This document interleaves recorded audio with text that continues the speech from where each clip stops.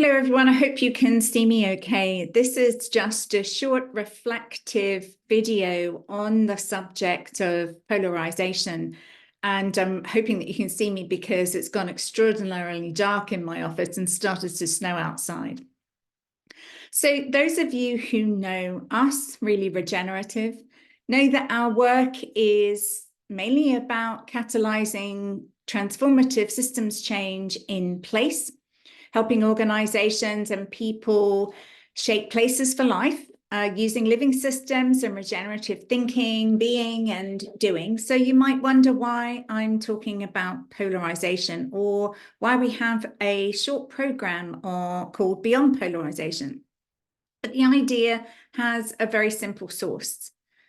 During the many Power of Place programs that we have run over the last 3 years, there are a number of questions that come up again and again.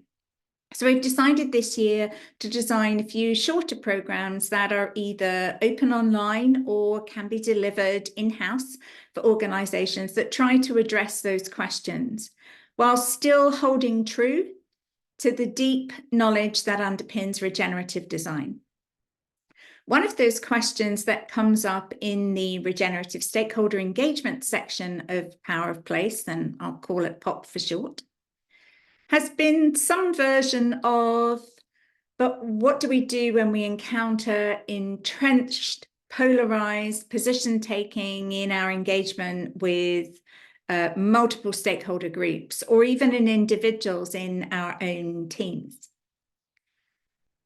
So we wanted to offer in this short program series particular approaches from the regenerative field that could help people and organizations facing the challenge of polarization. And actually, that's probably everyone, because we are seeing an increasing degree of polarized position taking in all different fields at the moment.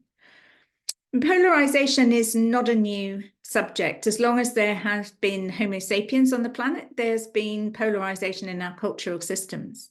And then often we focus on the negative aspects of polarization, but it's worth calling attention to the fact that transformational creativity cannot be achieved without, I think what the Greeks called tenos, or creative tension, if you like. That is the meeting of an activating energy and a restraining energy. I worked for a long time in brand strategy and creative communications, and every truly creative thought or action requires the presence of actually 3 independent energies: the activating force, which was the impulse to create something new, and the second force that we call the restraining force, which we often viewed as the accounts department when it came to budget and marketing spend. And the third force is the one that we call reconciling, which is the energy that brings the first 2 together to create something new and wholly original and different. And it's often experienced in regenerative work as a shift in insight or a shift in level of consciousness and thinking. And there's a framework called the Law of 3, which was originally laid down by a man called J.G. Bennett, who studied with George Gurdjieff, which I first encountered through Regenesis Institute, which is often used to stimulate creativity, intentional creativity, but is also extremely useful when it comes to working with entrenched positions to enable 2 entities to find emergent future potential around which they can form a shared purpose. So we shouldn't think entirely of polarization as a negative occurrence. But what's particularly critical at this moment in time in our history is it's the first time that the human species has had a planetary-wide impact on the future resilience and livability of our planet. And if we're successfully to find a way through critical challenges like climate change, biodiversity loss, global economy and food systems breakdown, social disruption through population shifts and movement, and the consequent dramatic rise in human physical ill health and mental ill health, What is needed more than ever are collaborative, co-creative, collective intelligence, life-aligned responses. And what we're getting instead is an increase in polarization. So in political arenas, polarization results in the rise of populist leaders and narratives. We've seen a lot of that in the most recent years, 5, 6, 7, maybe a decade. Its results are often wars, like we're seeing in Ukraine and in the Middle East. But its results are also frozen decision-making and inaction at a time when we need clarity of thought, strategic impact, and collective action. If political leadership cannot step beyond its traditional combative position-taking, decisions on things like approaches to net zero, social housing, social justice, soil health, water provision often don't get made. Now, of course, it's not just in political arenas where these consequences arise. It's rising up through the incredible global impact of divisive social media algorithms and news feeds that thrive on division and polarizing cultures. The greater the controversy, the greater the rolling income from advertising, the greater the hits. It puts us, in general, out of right relationship with each other. When you get polarization in community, whatever that's caused by, one of the first things I remember in my life, in my teenage years when I was growing up, were the miners' strikes in the UK when our then PM, Margaret Thatcher, was trying to crush and change the mining industry. I think she, at the time, also the print industry. The polarization it left in communities fractured and broke them. And it's even 40 years on, you can still feel the effects of that today. So it can infect not just our workplaces, but also our homes.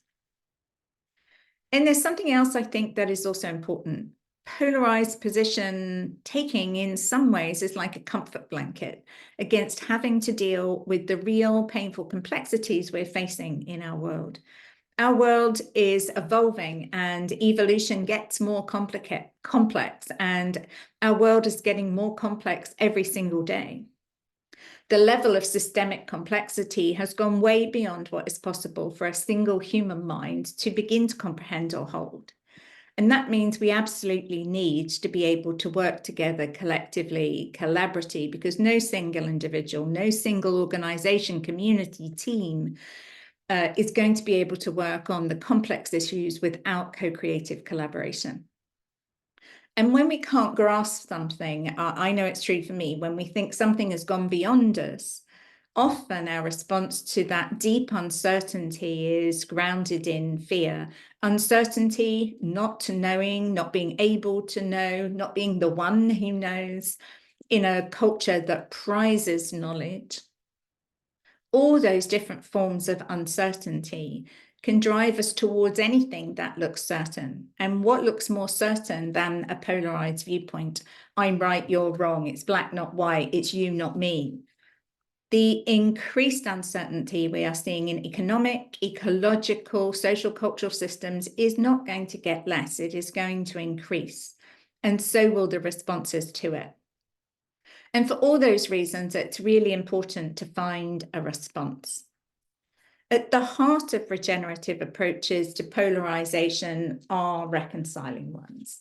And by reconciling, we mean processes that take us away from immediate and past problem solving and to focusing on future potential and finding shared purpose. That's one sure way to move the dynamic you're experiencing at any given moment from the turbulent emotion of polarity. But we also mean processes and tools that help us evolve and develop the relationships and the capabilities in whatever the room is we're working in at the time. So in this short program, we'll first explore the foundational ideas behind regenerative reconciling. And then in the workshops that follow, we'll work on specific approaches to reconciling, practicing with your life challenges And in the final workshop, we'll all fishbowl together the processes we've encountered. Looking forward to seeing you in this first pilot program. Do get in touch if you'd like to participate. We look forward to seeing you.